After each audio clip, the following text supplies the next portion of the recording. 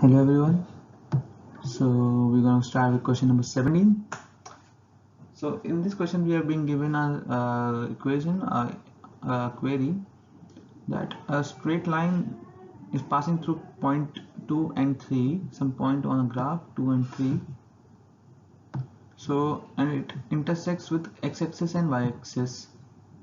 So this is a point on a graph 2, 3.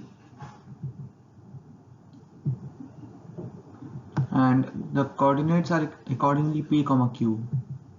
P and Q. We have been given a rectangle OPQR. O is our origin, PQ, and this will be R. This is going to form a rectangle. So we have to find the locus of R. It's a very simple question. So line. We will find the equation of both the lines.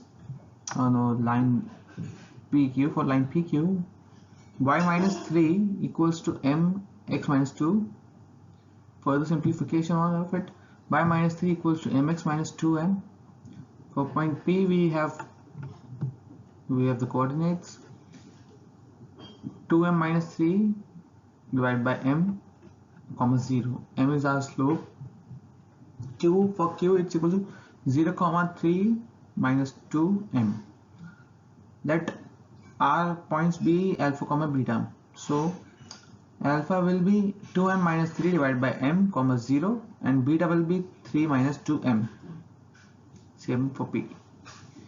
So m, for defining the slope, which is m, equals to 3 divided by 2 minus alpha, and m equals to 3 minus beta divided by 2. Therefore, further simplification, 3 divided by 2 minus alpha equals to 3 minus beta divided by 2, which equals to 6 minus 2 beta plus minus 3 alpha plus alpha beta. So locus of the R, according to all the equations, we find that alpha, beta, the locus of the R is 3x plus 2y equals to xy, which is a simple equation. Therefore answer is correct. Thank you.